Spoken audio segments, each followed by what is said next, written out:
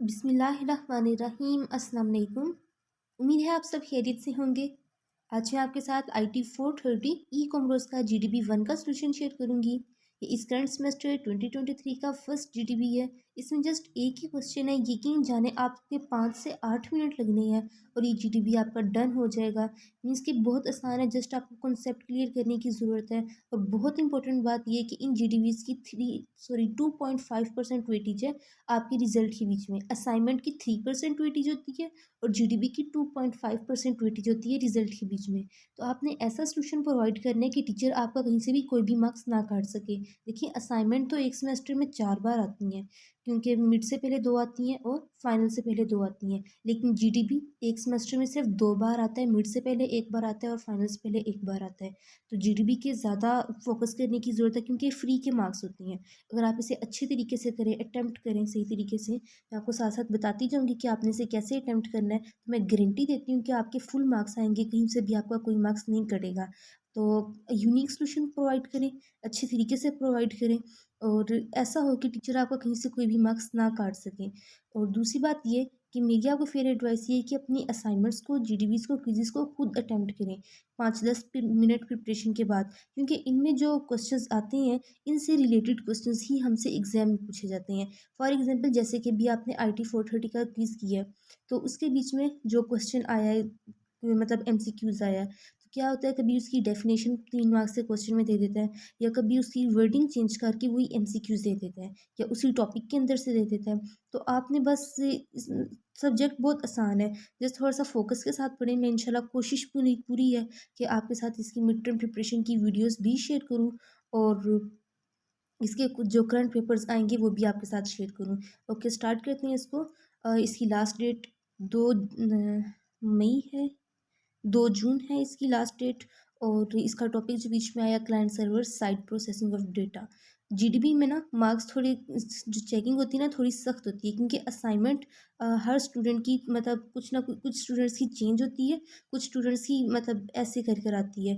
जबकि GDB में ना सबका एक जैसे ही क्वेश्चन होता है, तो यहाँ पे कंपटीशन काफ़ी स्ट्रिक्ट होता है। यहाँ पे आपको अच्छा सोल्यूशन प्रोवाइड करना लाजमी होता है। तो पहले हम इसके स्नैरियो को पढ़ लेते हैं। एक IT सर्विस प्रोवाइडर है, सर्विस यानी IT की खिदमत देता है एक बंदा। तो उससे कहा गया है कि आपने एक मोबाइल एप्लीकेशन को डिज़ाइन करना है ऑर्गेनाइजेशन के लिए, और वो ऑर्गेनाइजेशन जो काम करती हो वो अडल्ट ऑडिट वर्क करती है, उसके बीच में इसके ये फंक्शंस हों।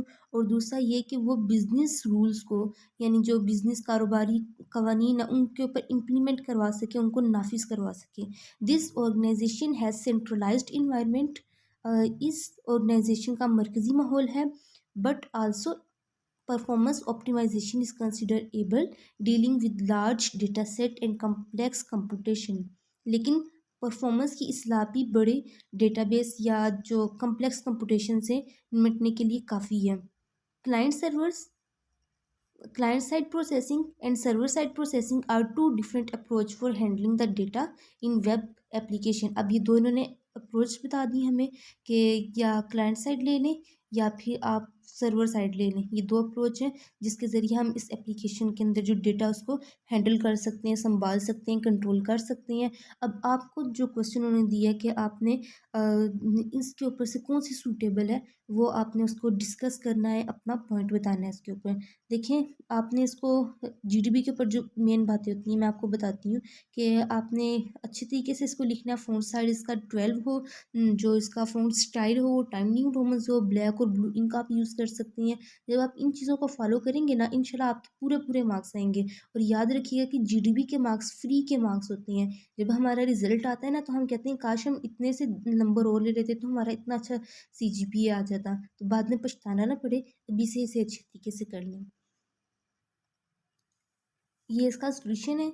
तो इसमें क्या रहा है कि based on the given scenario आप अबव स्नैरियो कर लें या अकॉर्डिंग टू द स्नैरियो कर दें, कुछ भी करके इसकी वर्डिंग चेंज करें, कुछ लाइंस अपने से ऐड करें और इसी को ही सबमिट करवा दें।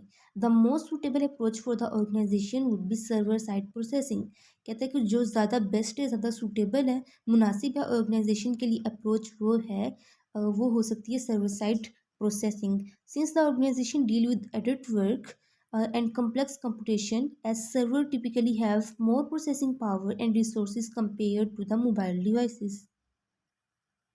आपने कोशिश करनी है कि जो आपको सिनेरियो देखें, जीडीपी का ये एक असूल होता है। जैसे हम छोटे होते क्वेश्चन करते थे ना कि व्हाट इज़ कंप्यूटर, तो हम फिर आगे से लिखते थे कंप्यूटर इज़, क्वेश्चन के बीच में से आंसर निकालते थे। तो अब जो आपको सिनेरियो दिए ना, आपने उसके बीच में से आंसर निकालना है। अब यहाँ से आप देख सकते हैं कि मैंने इसके डिफरेंट वर्ड्स बीच में से उठाए हैं, ताकि इनमें थोड़ी सी रेलिवेंस आ सके, ये एक जैसा हो सके, ठीक है। क्योंकि ये ऑर्गेनाइजेशन ऑडिट के कामों के लिए काम करती है और इसमें कम्प्लेक्स कंपटीशन का हिसाब किताब होता है, उनसे निपटा जाता है। तो सर्विस साइट जो सी होती है, उसमें आम तौर पे मोबाइल डिवाइसेस के मुकाबले में ज़्यादा प्रोसेसिंग पावर और रिसोर्सेज मौजूद होते हैं, उनके पास वसाइल मौजूद होते हैं, पड़े होते हैं। It is crucial to handle the large database efficiently and ensure the optimal performance. Crucial अहम को कहते हैं, इंपॉर्टेंट को कहते हैं, टू हैंडल यानी संभालना, लार्ज डेटाबेस बड़े डेटाबेस डेटा सेट्स को एफिशिएंटली एहसन तरीके से, अच्छे तरीके से, and ensure the optimal performance के जो इसका बेहतरीन परफॉर्मेंस यानी कारकर्दगी है उसको यकीनी बनाया जाए। Server side approach leverage the infrastructure, infrastructure बुनियादी ढांचे को कहते हैं, of the organisation. Server side approach organisation के बुनियादी ढांचे का फ़ायदा उठाता है, यानी इंफ्रास्ट्रक्चर का का फ़ायदा उठाता है। It also ensures the consistency, कि मुस्तकल मजाजी भी इसको भी यकीनी बनाता है और रिलायबिलिटी को भी यकीनी बनाता है। Server side approach reducing the dependency on individual devices, के ये जो इंडिविजुअल डिवाइसेस यानी जो इकलौती जो आलात होती हैं उनके ऊपर जो डिपेंड करना होता है उसको कम करता है।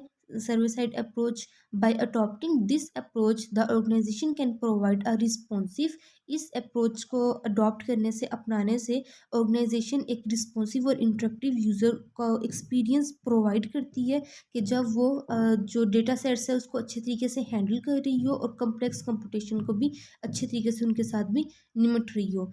तो ये था आपका जीडीपी सोल्यूशन, मैंने आपको आइडिया दे दिया है। इंशाल्लाह अगर आप अच्छे तरीके से इसको करेंगे, ऊपर प्रॉपर तरीके से अपनी आईडी लिखेंगे, नीचे लिखेंगे IT 430 का जीडीपी है, और क्वेश्चन हेडिंग नीचे लाइन लगाएं, अच्छे तरीके से करें, पैराग्राफ की फॉर्म में लिखें या बेशक पॉइंट्स की फॉर्म में लिखें, हेडिंग दे के लिखें, जैसे मर्जी लिखें, लेकिन आपका सोल्यूशन अगर दूसरे स्टूडेंट के मुकाबले में ज़्यादा बेस्ट होगा, यूनिक होगा, तो इंशाल्लाह आपको पूरे नंबर मिलेंगे।